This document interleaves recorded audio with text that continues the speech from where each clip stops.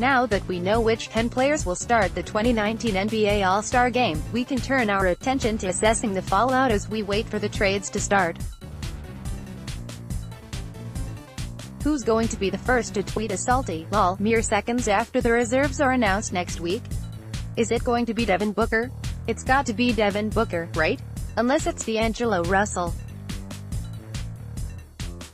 or Andre Drummond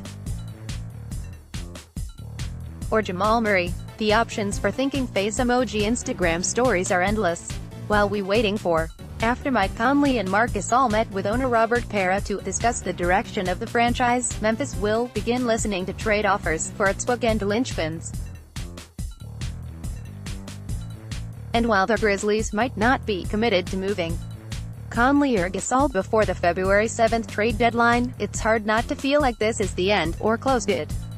So as we raise our glasses to a fun, lovable, memorable team that was beautiful, in its way, we also look toward what's next. I wrote last week that I don't expect suitors to give up much for Gasol, who turns 34 next week and whose play has cratered since a late November ankle sprain. But what about Conley? The 31-year-old has missed just one game in his first season after left heel surgery, averaging 20 points, 6 assists, 3.2 rebounds, and 1.3 steals in 33.6 minutes per game. He's shooting 37.5% from three-point range on 6 attempts a night since a frigid 15-game start to the campaign. He has also been more accurate on catch-and-shoot triples than pulling up off the dribble this season, suggesting that Memphis's primary playmaker for a decade could also be effective as an off-ball option alongside another ball handler.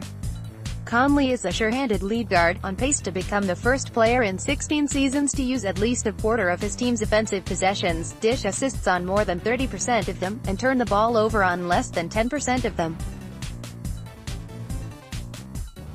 He's not as slithery a screen evader as he once was, but he's still a smart and opportunistic defender who rarely gets caught with his hand in the cookie jar. His foul rate ranks in the 85th percentile among point men this season, according to Cleaning the Glass.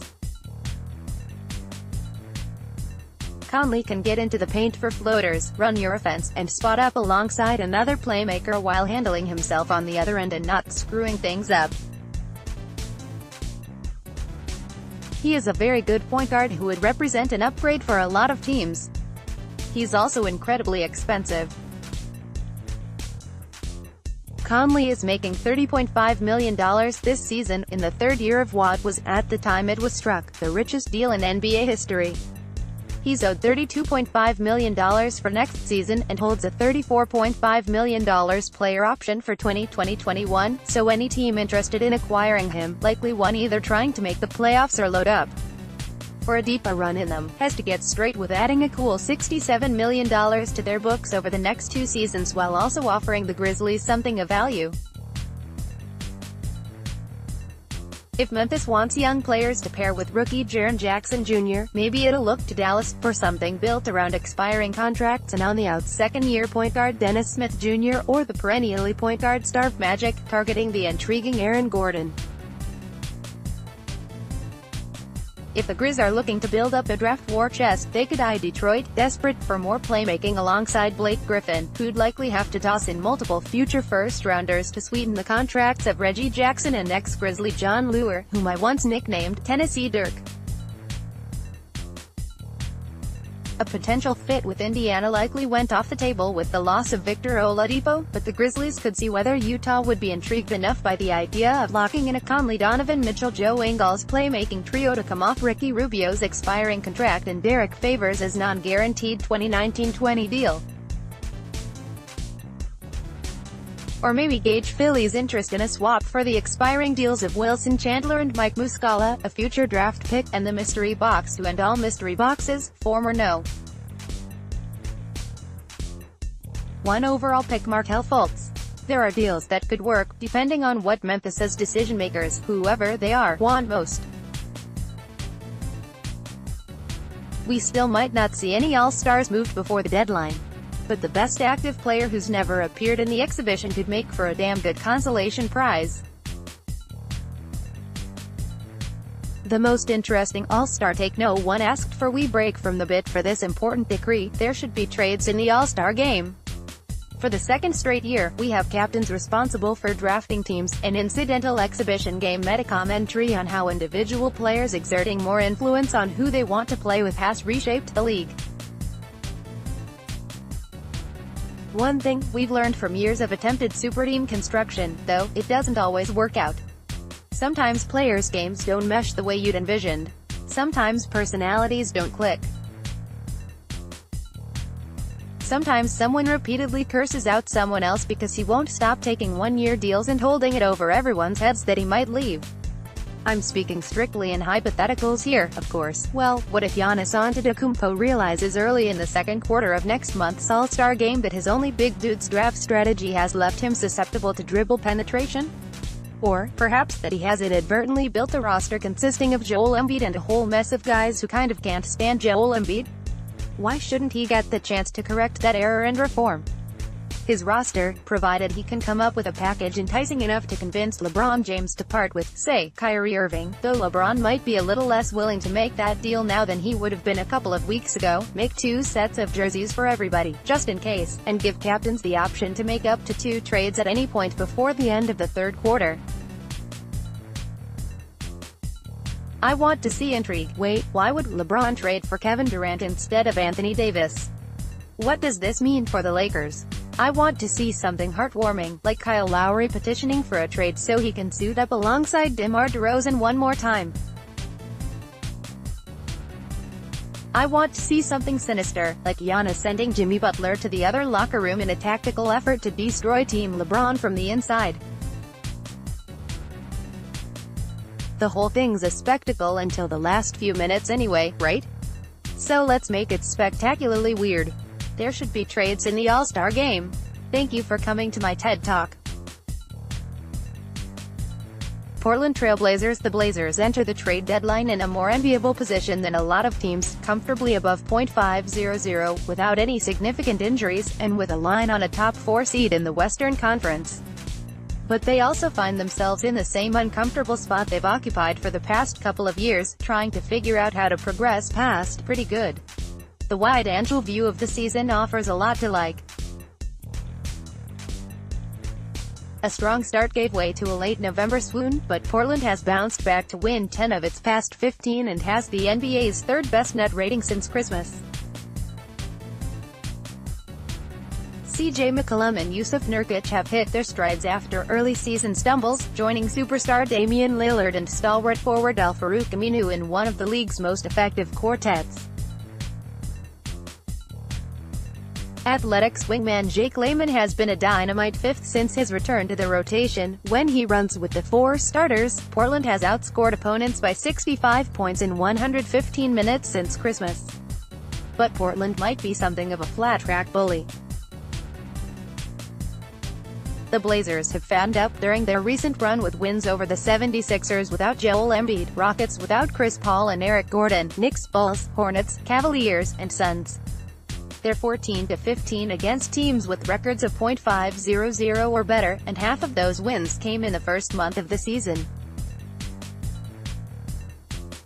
More recently, they've split pairs with Utah, Golden State, and Sacramento, and lost 2 straight to the Thunder, whose point guard evidently had a message he wanted to share with Portland's in the closing seconds Tuesday. With a remaining schedule that ranks right around the middle of the pack in difficulty and a little luck, the Blazers could top the 50-win mark for the first time since LaMarcus Aldridge left town.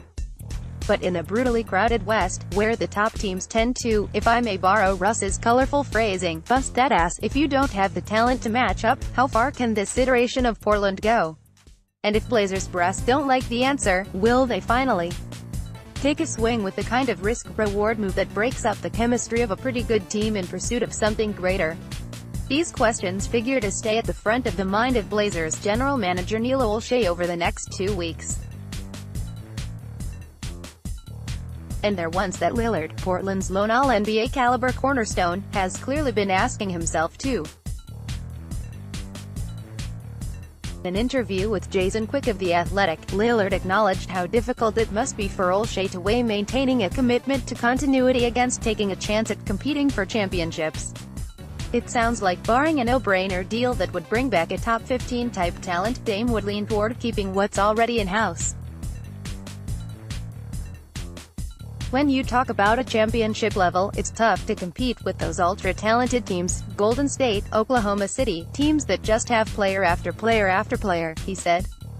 So you don't want to go into the trade deadline just doing stuff to do it, and then you break up something that was working for you. So yeah, I think you are almost better off taking your chances with, let's see if togetherness is going to beat the talent at some point. It's just the kind of thing that a leader of Lillard's stature should say. But as noble as it is for Lillard to say, I want to win a championship for this city, but I'm not willing to put somebody under the bus to do it, you wonder whether the bigger takeaway will be, if we are ever going to sacrifice chemistry, it would have to come with us being able to match a team with talent, Lillard's voice carries in Portland. The next couple of weeks could tell us a lot about which of his words rang out loudest.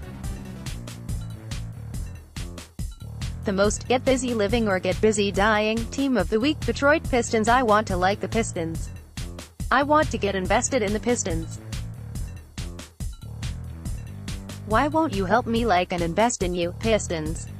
I have all kinds of time for head coach Dwayne Casey, who built something admirable in Toronto before everything broke, and for Blake Griffin, who has responded to the sucker punch of going from Clipper for life to ship to the ruins of a once proud basketball empire by ascending to what might be his final form. He's one of only 3 players this season averaging at least 26 points, 8 rebounds, and 5 assists per game. The other 2 are Giannis Antetokounmpo and LeBron James, which is decent company, and he's doing that while finishing a higher share of his team's offensive possessions than ever and posting the highest true shooting percentage of his career.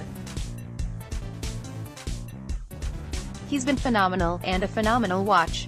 His team, on the other hand, well, if Wolf doesn't cover it, yikes, just might. Andre Drummond has never shot more, or worse, and his double-doubles too often feel about as essential to his team's health as cotton candy. An impoverished wing rotation relies far too much of Reggie Bullock, who is pretty good, Luke Kennard, who might be, if Casey would let him cook, and Stanley Johnson, who, it increasingly appears, is not. I have yet to see incontrovertible proof that 2016 first-round pick Henry Ellenson, taken ahead of Karis LeVert, Pascal Siakam, DeJounte Murray, and Malcolm Brogdon, among others, actually exists. And Reggie Jackson. Well, let's just say it seems fitting that his most memorable moments to date in Detroit came in an oblivious video bomb just as Griffin was lamenting the Pistons' ongoing struggle to maintain focus, intensity, and execution late in games. The Pistons might make the playoffs anyway, with the bottom of the East as shaky as ever, but this team seems nearly catatonic. It's typically not smart to make trades solely to shake things up, but in Detroit's case, it might be worth it. Swing for Conley, Gasol, or both. Take somebody else's underperforming wing in exchange for Johnson. Try something, because just hanging around and hoping Griffin can carry a roster larded with dead weight to 38 wins and a first-round exit is getting sad. Golden State Warriors. The most encouraging thing about the dawning of the DeMarcus Cousins era isn't that it began with annihilations of both LA teams or that the vibe surrounding what some speculated might be a thorny integration has thus far appeared remarkably chill. It's that the 28-year-old all-star, rusty though he may be after nearly a year on the shelf following surgery to repair a ruptured Achilles tendon, has slotted just about seamlessly into Golden State's system. Even in the early going, the fit looks to be as good as the Warriors hoped and the rest of the NBA feared. The Warriors outscored the Clippers, Lakers, and Wizards by 37 points in Cousins' 61 minutes of play, including a tidy plus 34 mark and 32 minutes of work for Golden State's new broke-the-league lineup of Boogie, Kevin Durant, Draymond Green, Stephen Curry, and Klay Thompson. Whether he's sharing the floor with Golden State's galaxy of stars or playing in second-unit groups, Cousins has looked comfortable fitting in where he's needed rather than having to assert himself as a focal point. Cousins has already started developing two-man game chemistry with the scorching Thompson, his favorite Warrior, lest we forget. The marriage of Thompson's constant off-ball motion and hiccup quick release with Cousins' brick wall screening and keen passing vision, and the attention both star players demand from defenders, is already creating confusion among defenses and a bevy of good looks for both, with the exception of Kevin Durant isolations. When the Warriors work in the post, it's typically in service of finding high-percentage shots for cutters off the weak side. As expected, Cousins has been a hand-in-glove fit in that capacity, registering 11 assists against 4 turnovers while working largely from the high and low posts. It hasn't been a flawless transition. Cousins is 10 for 21 inside the paint so far, struggling a bit to both finish through contests on the interior and find the range on short runners and floaters over defenders he can't yet blow past. He's also had a hard time moving laterally on defense, which has led to him reaching to stop opponents, which led to 10 personal fouls in his first 36 minutes of floor time.